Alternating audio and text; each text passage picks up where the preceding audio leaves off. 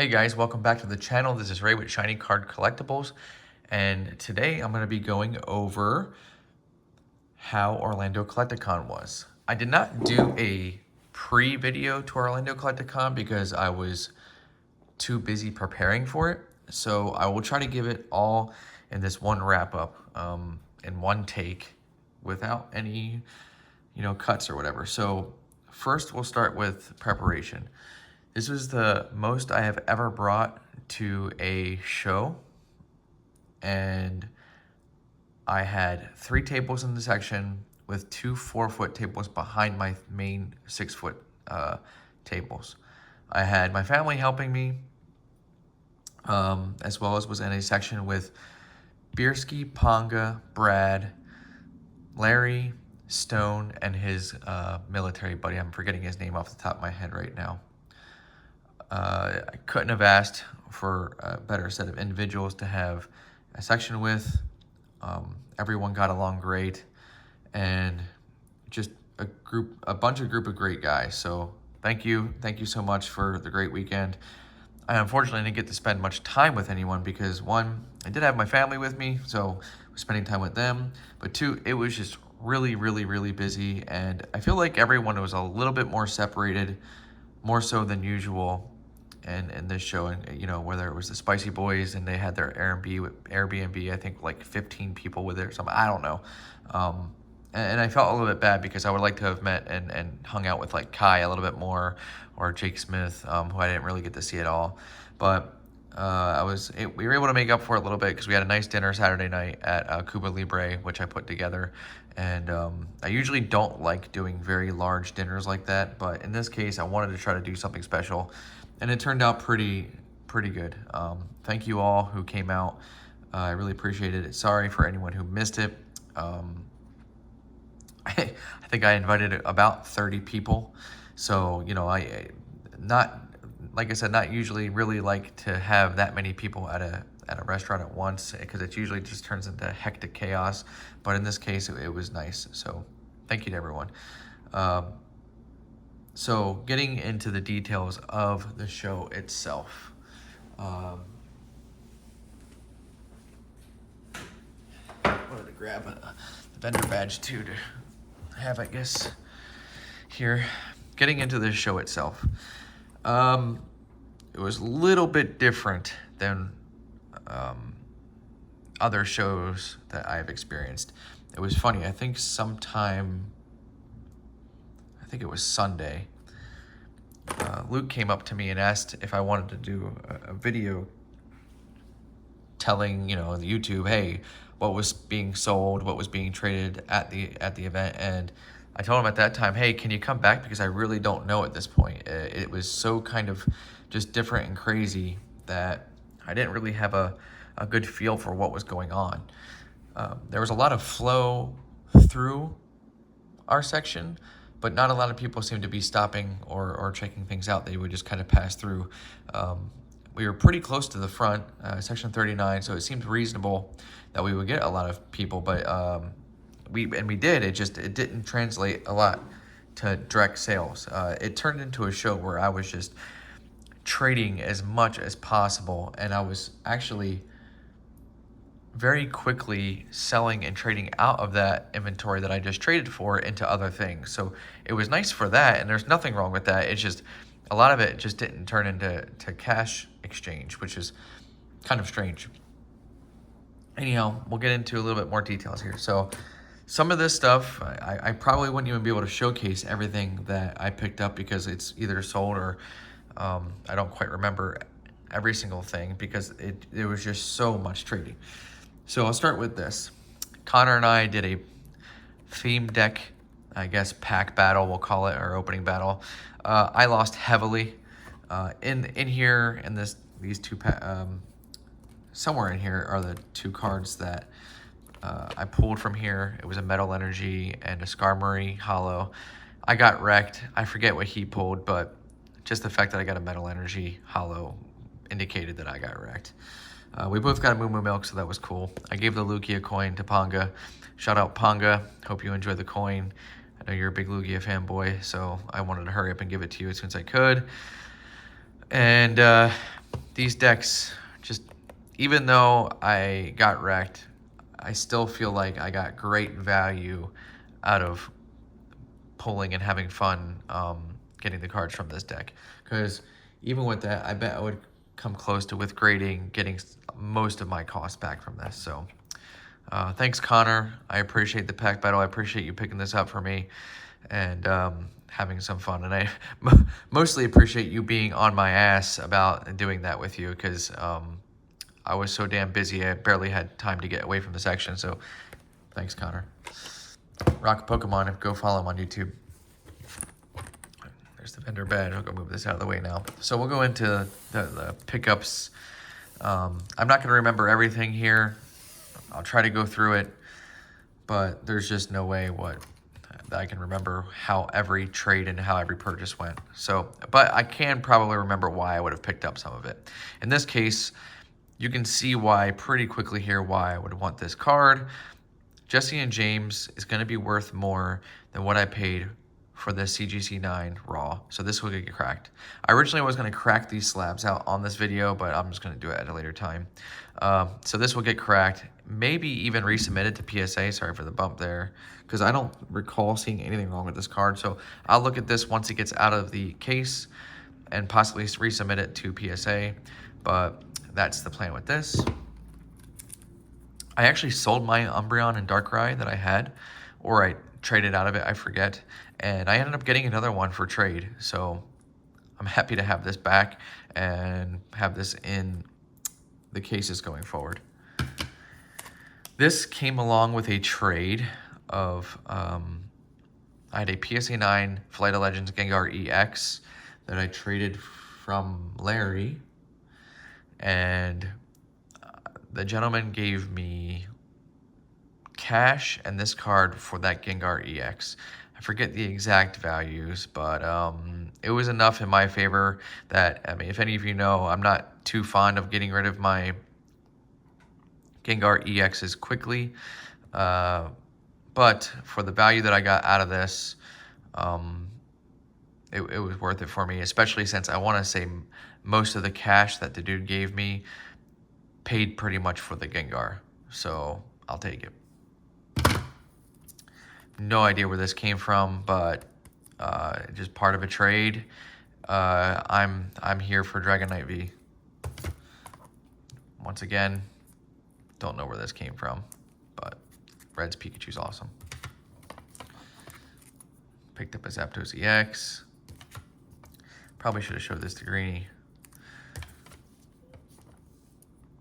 ADP Rainbow. I do recall, I think I just purchased this outright. I don't think this came along with a trade. I mean, I think you guys know why I would have purchased this, even though it was a PSA 5. It's a really clean copy. If I remember right, this might have had a dent, which is why it gave it, which is why PSA gave it the 5, because it's actually a really clean card besides the dent. Which there's definitely a dent in here. I just forget where it's at. I don't really care to show you because this is getting cracked out of the case. Because once again, this is another, for the value of it raw, it's not worth actually being in this case. And someone will pay for this card raw because it's a really, really clean copy besides just like a binder ding on the back somewhere. I'm not going to spend too much time here looking at it. I just forget where it's at.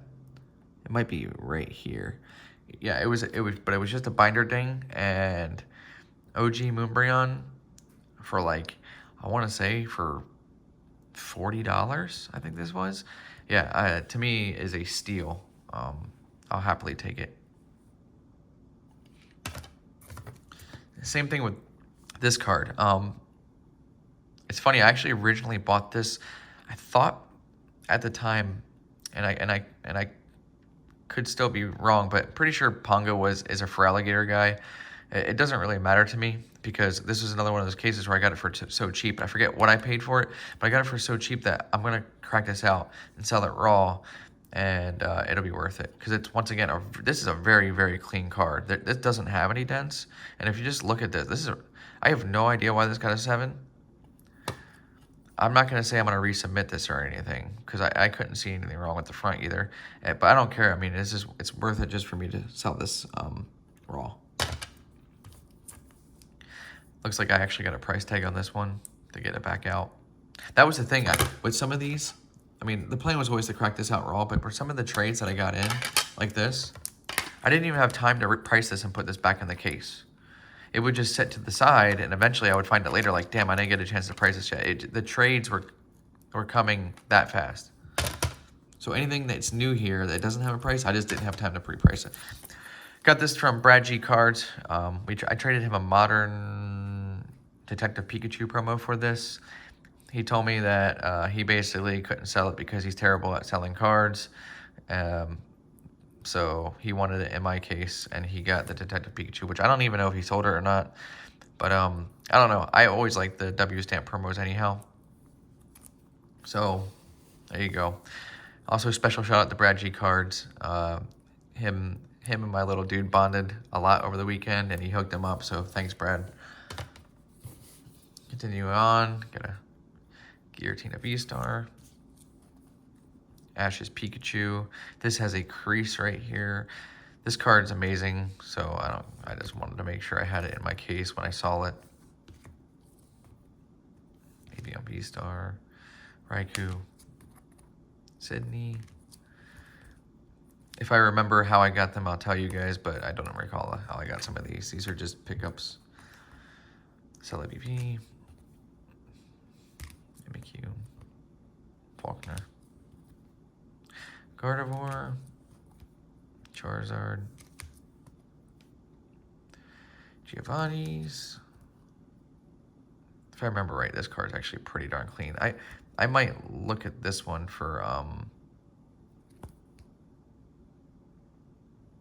sending to grade. Oh, what's going on with that corner up there? That one I'm going to set to the side because that one might go for grading. Pick this up.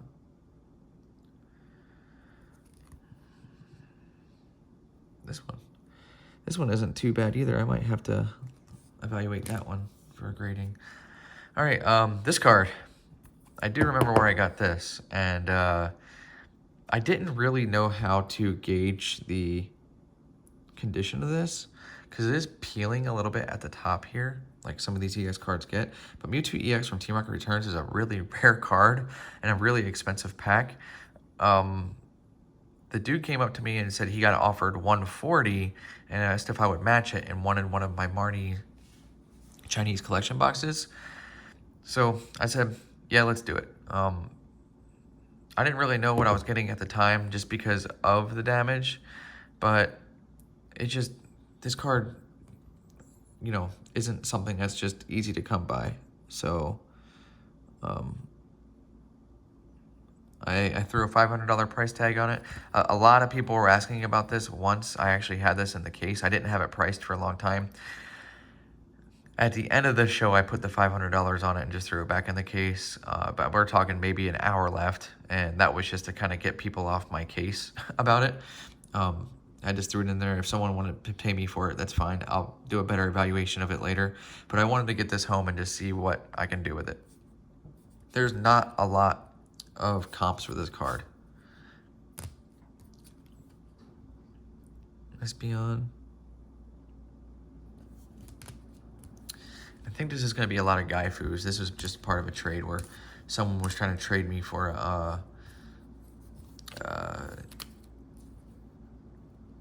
what was it? A Gengar EX for like an hour.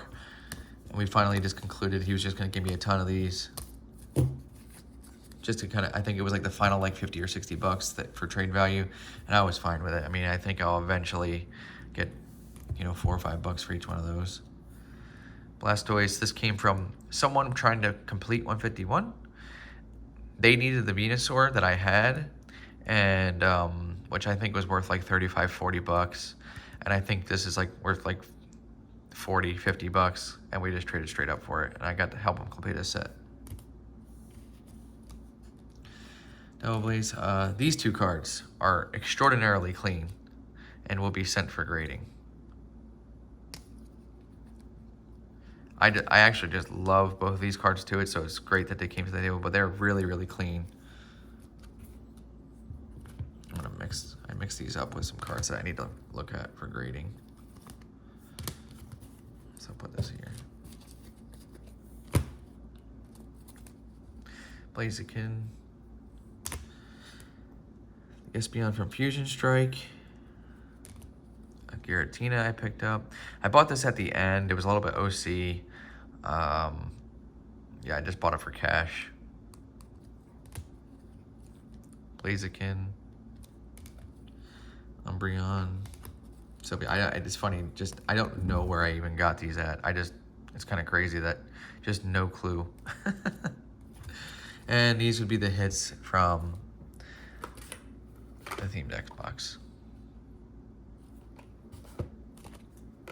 So there's all the pickups in terms of cards from the show. Also, these were trades that my little guy did during the show. He was able to get these out of a 7-year-old came up to the table and was asking for trades, and I just asked my little guy to do some trades with him and see what he can get. So I think these were about $4 or $5 each, and he ended up trading him some Brilliant Stars packs for these. So it was a good trade for my little guy, because the kid opened them up right away and got nothing, and we were able to get these. So I was real proud of him. So I'm gonna put this in his binder. So just wanted to show that off.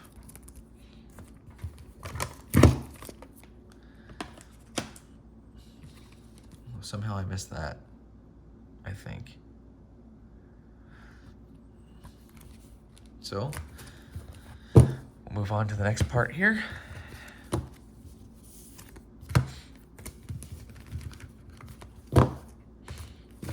I was able to get 2 boxes of Flesh and Blood Arcane Rising. I want to say I paid about $70 each for these.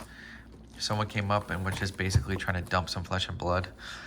He had a lot of Tales of Aria boxes, which I would have taken off his hands for very cheap, but I just didn't have the room, especially since for this show, Sealed really was not selling for me at all, and it didn't help that there was a 151 reprint announcement right prior to the show.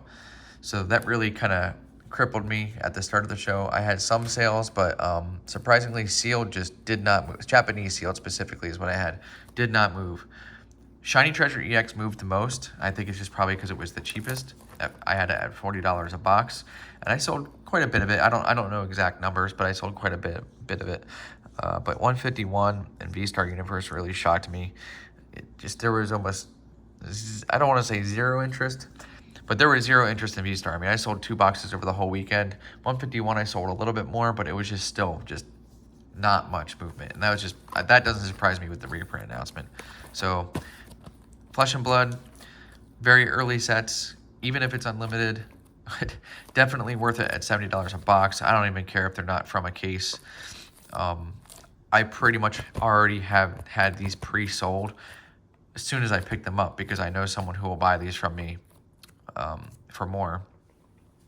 And I know I can help take care. He runs a game store, and I know I can help take care of him. And his game store is definitely a big Flesh and Blood game store. So shout out Tim at iChooseYou.cards, or just I Choose You. He'll be getting these soon. And finally, probably my favorite pickup from the show, which is funny. I'll end with this one. Someone talked to me prior to the show. I didn't expect it, but yeah. I was able to trade for a Nintendo Switch in the middle of the show. We had talked on Facebook prior. I didn't 100% expect that it would actually happen, but he came through. So I traded this for some Shiny Treasure EX boxes. He also actually bought some off me as well. So I'm the proud owner of a new Nintendo Switch OLED, which is something I actually wanted and needed. So I'm unhappy about it. So with that said, I'm trying to think if there's anything else I need to really summarize from the show. I got to meet Charles Martinet again, which was sweet. It was a really good time. I helped Brad, lazy as heck, get a signature, so that was fun. And went up with my family to meet him. So he had a lot of fun with my little dude. Got a signed autograph and got to meet basically one of his little heroes. So that was fun. And trying to think if I'm missing anything else. I'll just say it was a very, very hectic and crazy weekend. Sorry if I didn't get to talk to too many people, as it was essentially nonstop for me once I hit the section. I had so much to set up and break down that it was just chaos for me. In a good way. I don't mean this in a negative way at all. It just was a lot. And the actual convention hall was a good 20-minute walk from the hotel room, even though they were connected. So with as much product as I brought, there was just a ton in terms of walking and getting back and forth and making sure everything was good and not making sure things were getting stolen. There was just a lot of work.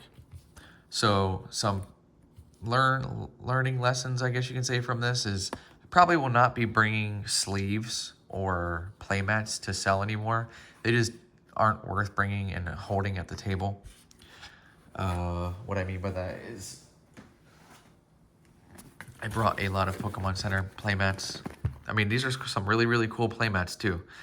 Only they're exclusive to Pokemon Center Japan. The funny thing is I'll just hold on to these and they'll go up in value over time, just like everything else, and make more money off them. But people just don't really care to pick them up at the show. I think I sold 1 out of like 10, and it's just not worth the table space to have them there. And I mean, these are, to me, really, really cool playmats. So I realized that I guess some people can pick them up, but I would think for the price I was selling them at, that a little bit more of them would have sold. So like I said, just not worth the table space. Like I said, sealed was weird. In LA CollectACon, I would have sold as much as 151 as I wanted to. People didn't seem to care for it at the show, probably due to the reprint announcement. I will also say cheap binders, I don't want to say are no longer a thing, but definitely have slowed down a lot since a few months ago. The V's and EXs that used to sell just no longer sell for like $1, at least that I experienced from this show. I mean, it could have been just me. So I'm going to continue to keep whatever I have in my binders and sell through them in the future. I'm going to card party in a few weeks and hope they sell, but I'll try to stick to having a little bit more expensive cards and binders. The big sale for me over the weekend, I would say is I sold 548 Hidden Fates packs to one buyer, so that was nice. And other than that, it was just a lot of trades and kind of little mini deals where I was constantly flipping. It's funny, I would be willing to bet the inventory I showed you here, I probably brought in 5 times this over the weekend, but it seems like the things I brought in and put in cases would sell faster than the stuff that I actually had in my cases itself. It was very wacky.